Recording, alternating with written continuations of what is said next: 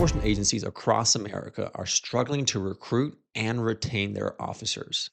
And much of this has to do with their reactive style of recruitment and retention. Today, we're going to dive in and talk about how law enforcement agencies should be recruiting, and even more important, how they should be retaining their officers to help solve this vacancy crisis that has hit the law enforcement profession. Let's get started.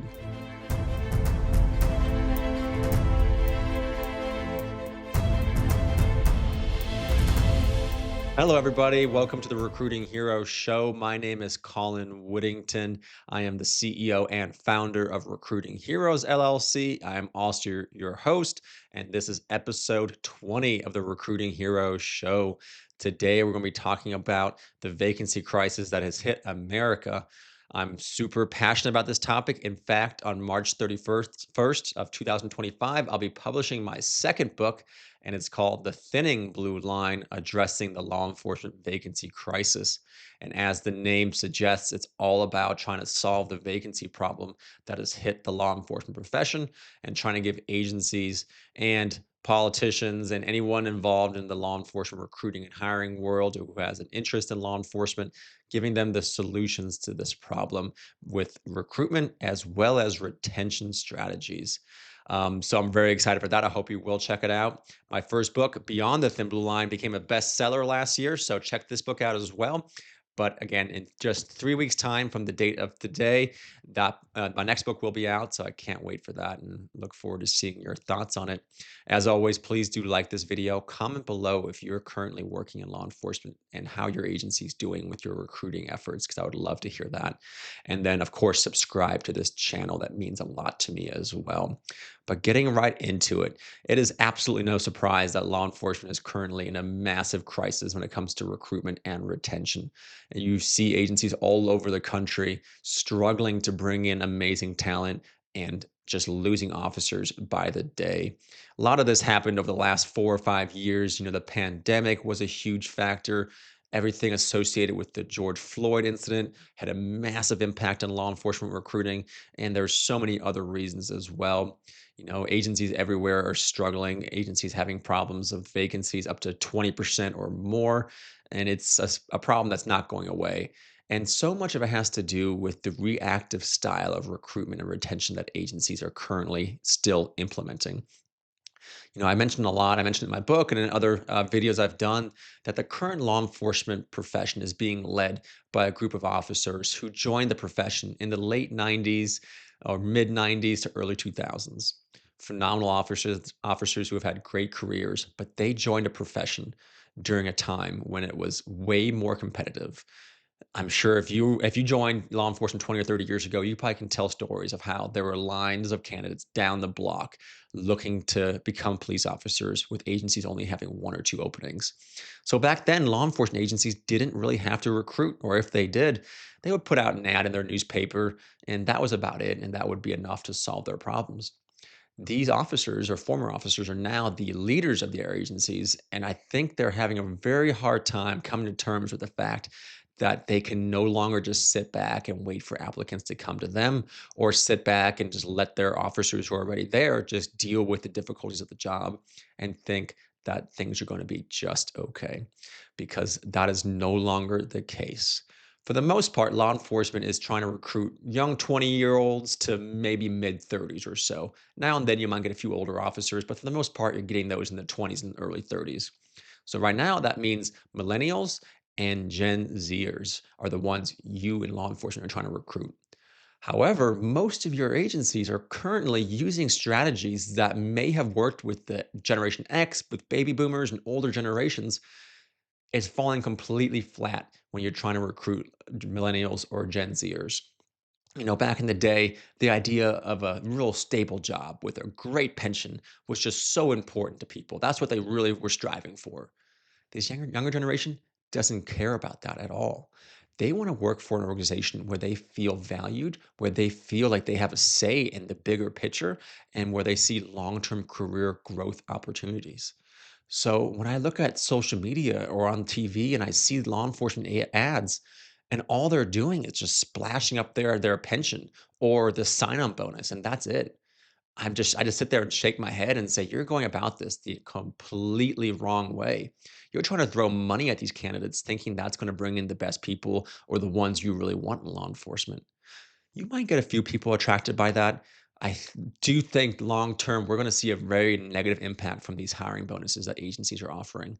We're going to see a lot of people jumping ship to other agencies, just going from sign on bonus to sign on bonus, or leaving the profession altogether because they weren't recruited for the right reasons. They were recruited based on the financial aspect of things.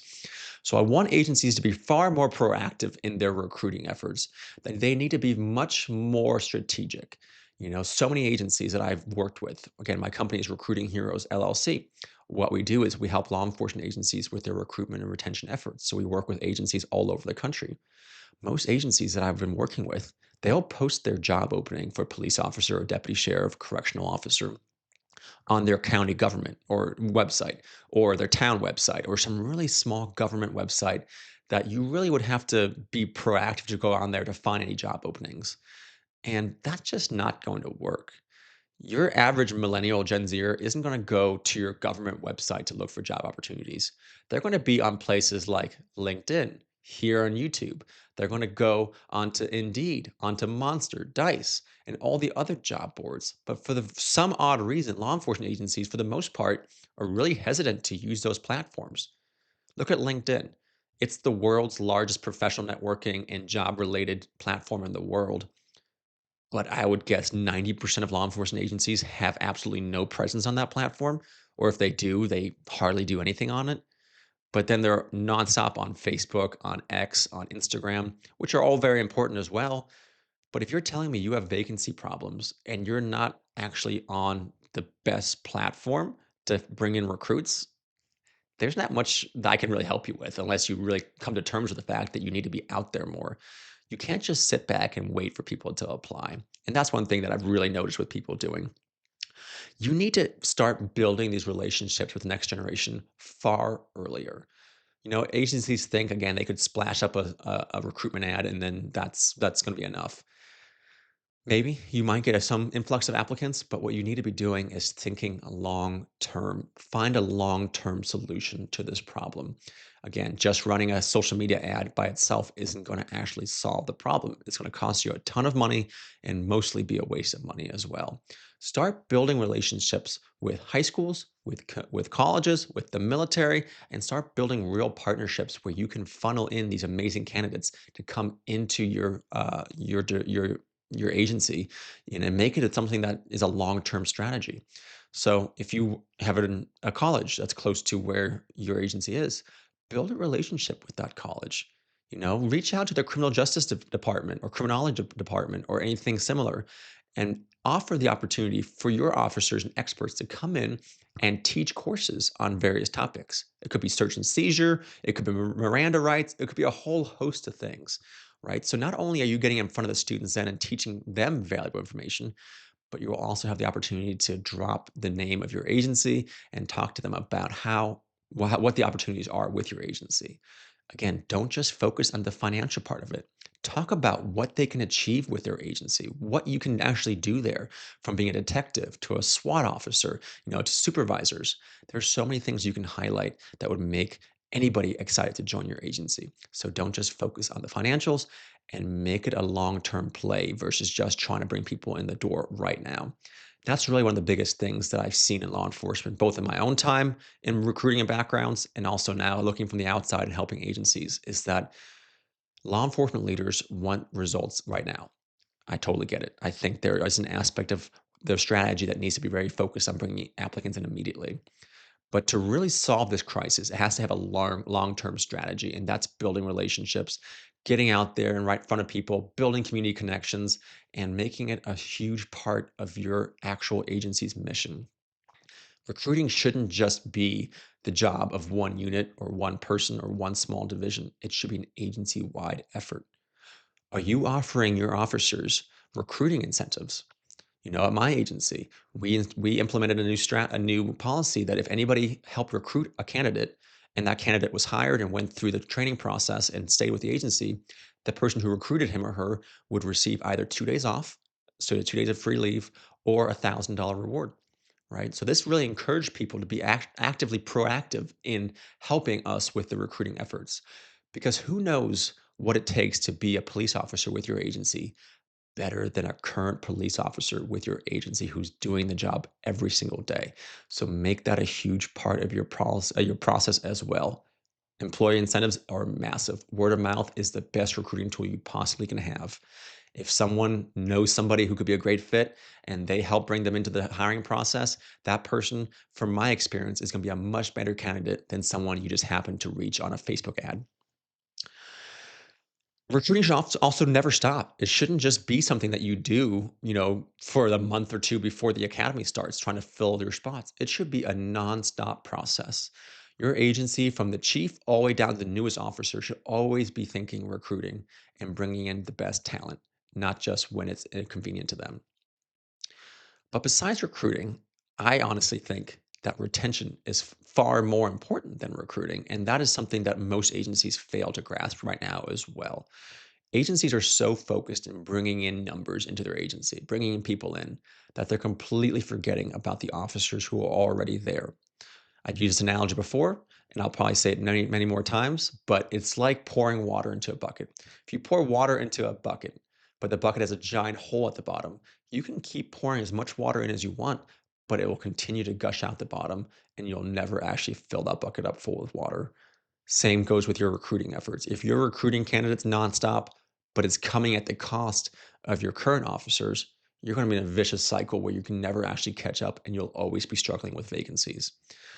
Are you making policies right now to help your recruiting efforts that are actually hurting your retention efforts? My guess is you are.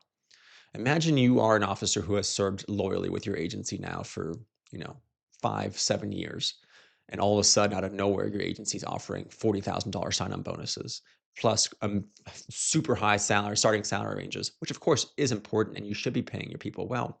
But imagine you're 6 or 7 years in and a brand new rookie officer is now making more money than you are. That happened to me. I was 7 years into my career. I was a supervisor and again had been there for almost 8 years at that point. A brand new rookie officer who I did the background on, really nice kid, but had no prior law enforcement experience. He came in at a higher starting salary than me. Been there almost 8 years and was a supervisor, and a rookie officer with no law enforcement experience was making more than me. How do you think that made me feel? When I started recruiting heroes, which works to help law enforcement officers find careers after law enforcement as well, my assumption was we would be mostly helping those uh, who are close to retirement, right? You've done 20 or 30 years and now want to look on for your next career. That was my assumption. At least 60% of the candidates who reach out to me are those who are looking to leave law enforcement early, especially those with 5 to 12 years or so of experience. Those mid-tier officers are leaving law enforcement at a faster rate than ever. And those are the ones that you, as a law enforcement executive, should be paying extra attention to. Of course, you need to treat all your people well and inspire growth in all of them, but it's those mid-career officers who are, still new enough in their career where they're motivated, they've gained the experiences, they're phenomenal officers, but they're also still new enough that they're not fully invested into your retirement system and they can easily leave without having a massive financial repercussions. Those are the officers that are currently leaving in waves and they're reaching out to me every single day and it's just getting worse. So take time to focus on your mid-level officers or mid-career officers.